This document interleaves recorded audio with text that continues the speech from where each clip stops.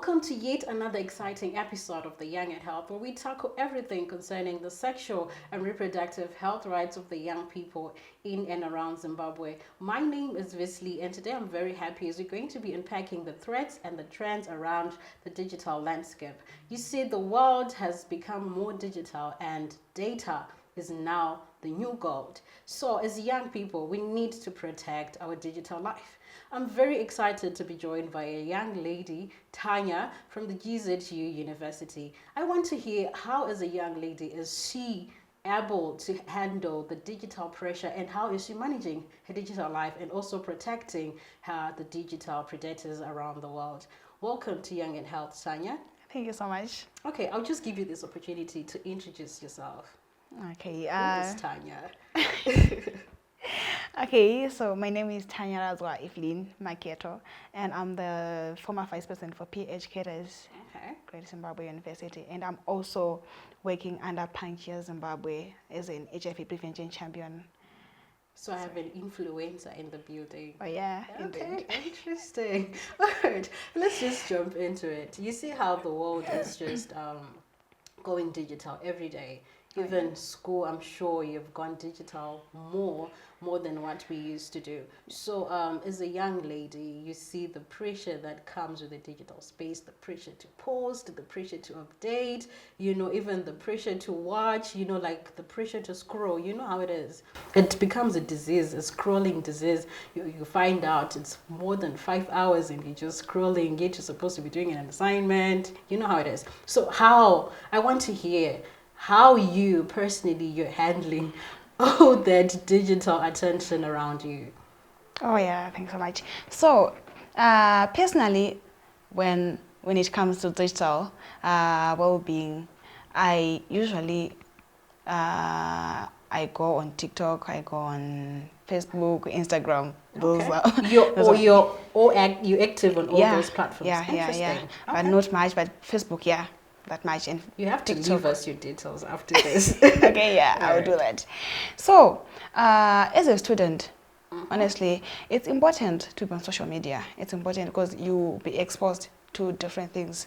Okay. And for us ladies, it saves us from being impressed by some of the things that are not even impressive, ladies. Oh yeah. So, when it comes to when we relate school things as to social media things, we really have to differentiate between the two, because if we succumb to social media that much, we will lack.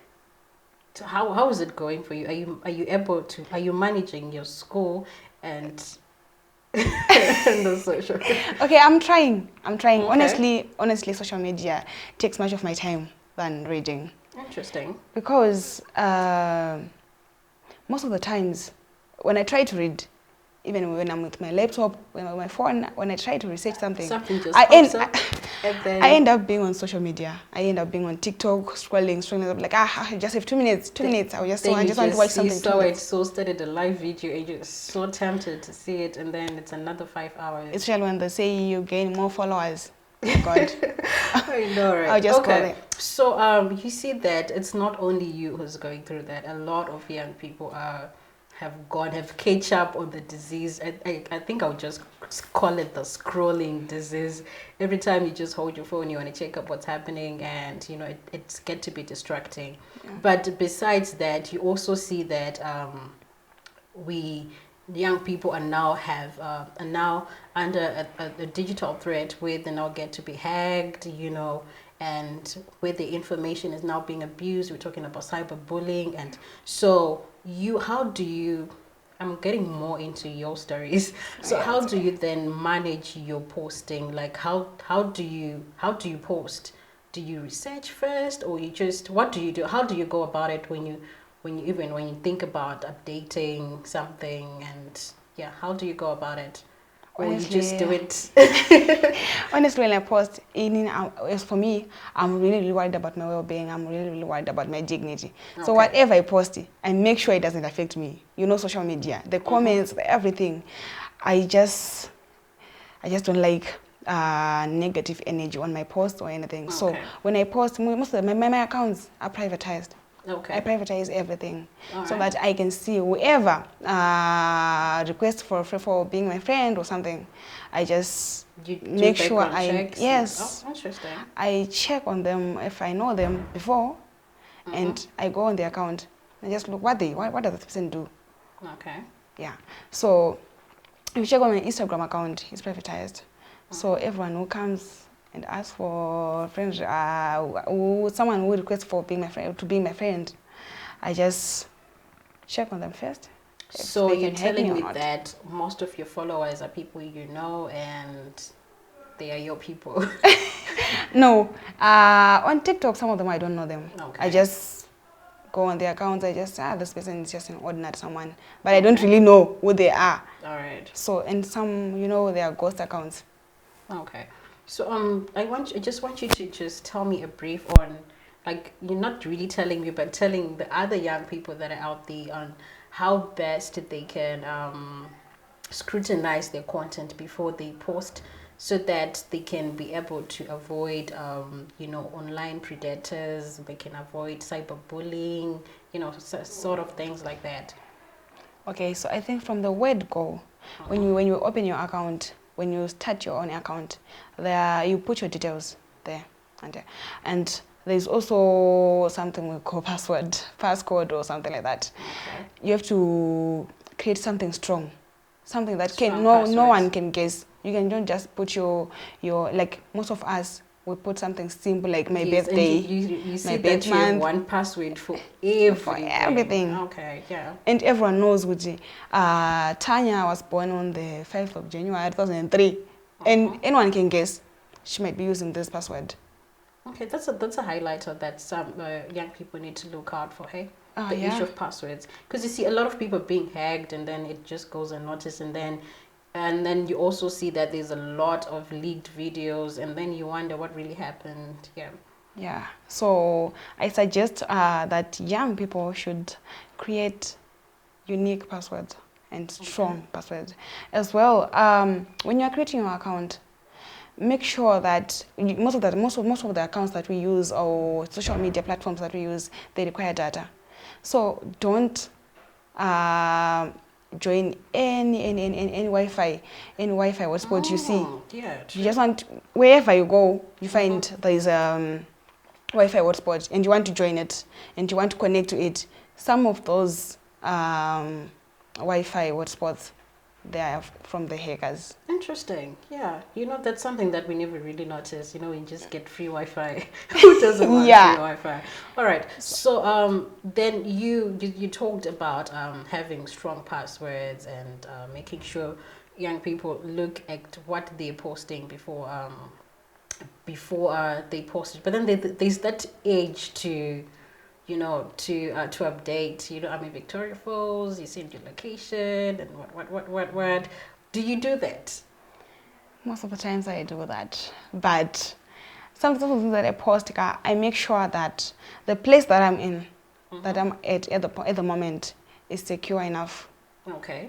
So that, like, most of the times when you post, I'm in Victoria Falls right now, I'm doing this and that and that, you're posting everything that you're doing, Yes. your location, everything. Now maybe someone was looking for you. Now they know wherever you are, whatever you're doing. You can be attacked. Yeah, true. You can be attacked because they know every information about you, wherever you're going. Some of us, they post even at airport, I'm going this way, I'm going where. So I think posting maybe after a week after returning from where you were, That's it's the important. Age. You know how it is. Like I'm sure right now you just posted we're at the studio. I want to make sure everyone knows I'm here at the moment. No. So how then do you think think young girls like you, like me, should then do when it comes to that age to update the age to when you post something either on TikTok or on WhatsApp, it's good to you post something, auntie. Then you post for everyone. There's for everyone. Okay. For your contacts, and you can limit the number of that's a people good you one. want to see your post. You can limit. You can even on TikTok. You can go on TikTok, post your video, and select who you want, who you prefer that they should watch your videos, that they should watch your location, that they should watch everything that you do. All right. And I think it's the best if someone posts like their video and select which my friends should watch this, because you want to give pressure to your friends. Also, most of us, we want to pressurize our friends and say, I'm going to picture your photos. I'm going to Africa, I'm going everywhere. Yeah. Apart from the urge to post, you know, we share a lot of information with the loved ones, and obviously I know sometimes with your boyfriend, sometimes you can get a bit sneaky, and then he asks for nude pictures. And what's your take on that? Do you think it's okay, or you're already okay when you do it? What steps do you think a young person should do to protect their information? Because we don't know what the next step, what's going to happen when you send your boyfriend nude pictures. You don't know where they're going to use it for, and who else has got access to your boyfriend's phone. So what's your highlight on that? Oh yeah, most of the times we send those pictures to our boyfriends in the name of love. We want to make them happy. Yeah. Because he's asked for them. And if you don't send, you say, you don't trust me, you don't love me, where else are you sending this pictures to? And that happens. You know the pressure, and you love your person. You want him to trust you, you want him to do the one.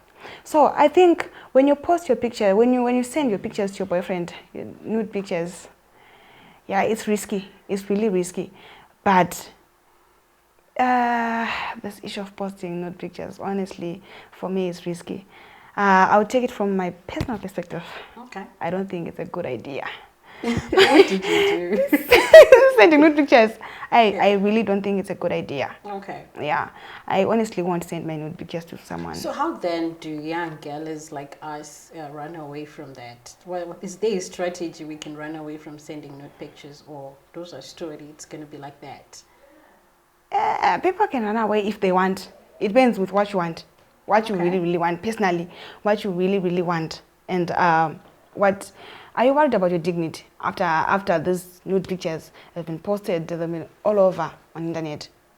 Yeah, most of the times, ladies, we learn after we see something. You learn after, oh, I did something wrong. This was very wrong. This was after the pictures have already leaked out. So I think as for ladies, stay away from nude pictures. Stay away. Do not ever trust those people. You know, if you post it like first time, it will be okay. I'm like, yeah, baby, you look nice. You look what. That day, you go opposite ways. Okay. Make sure the pictures, either the pictures you see them on other people's phones, your friends' phones, his friends, and or if not on his friends' phones, you see it on social media. But most of the times, he might not be the one posting them. I send my nude pictures to my boyfriend. His friend comes and asks the phone. He scrolls. You see the pictures. Maybe it's my ex. You never know. He sends these pictures to his phone, and the pictures already on social media. And at the end, you see him being blamed for the pictures being leaked, but he's not the one. Yeah, and a lot of situations like that are happening, hey? Yeah. You won't be sure of who posted the pictures. Mostly if you have maybe about 5 boyfriends and all of them, they ask for nude pictures. You give them, you give Peter, you give Johnny, you give... Yeah. And that is happening, yeah. You won't be sure of who really posted this picture. You go to this guy and say, yourself, you won't even ask. Because you would think, I sent these pictures to John. I sent the same picture to Peter. And you already confused. And then now you're at risk of just letting the cyberbullying happen, because either way you cannot even stand up for yourself. You cannot. Gosh, that's crazy. You're already stuck. You cannot ask anyone. Yeah. Because if you ask this one, you say I'm not the one. All right. So I think it would be like a word of advice from you to other young people, like just notifying them. You see how sometimes when now they have to apply for jobs, there's always background checks, you know, and these days the major background checks is the social media. Please tell them. Honestly, Facebook for me is not safe. I remember some other time I found myself there's something that we call, they tag you on a video. And the video comes on your account. Yes, that. And when someone opens your account, they're like, Tanya posts these things. So she's watching this, like, Facebook is not safe. Even if you try to say, I don't like this, they'll still tag you. So it's good to always check your accounts every time. Check your account.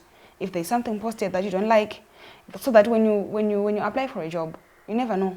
Yeah. They scroll on your Instagram, they scroll on your Facebook, they find you, they find the pictures, the pornography there. They would honestly think that... It's not only for jobs, even find maybe later on your kids. And then they see those things, and I think it's really embarrassing. Yeah, there's some of the things that we do right now that will affect the future generation. And when we do it now, it's something, but in the next generation, it will be shame. Very true. It will be shame. So I think for ladies, it's very, very good to take care of our dignity. Okay. Dignity is something which is very important for ladies. Because if you post something right now, like I would take for example, on weddings, on Marora or something like that, your pictures, the pictures that you think that I deleted these pictures a long time ago, someone screenshotted them. So pop up, yeah. So when on your wedding, you see them on your husband's. I know, right? And a lot those pictures of your exes and everything that you. Oh my goodness. You ask yourself, where did this come from? Everything that you post on Instagram, or that you post on the internet or something, everyone is seeing them. Okay. Everyone is seeing them, and they are record.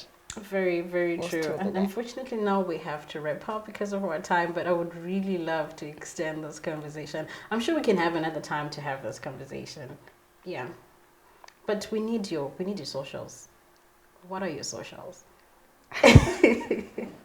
Okay, on Facebook, I use my phone name, Tanya Razo Evelyn Market. On Instagram, the same. And then TikTok, Tanya Evelyn.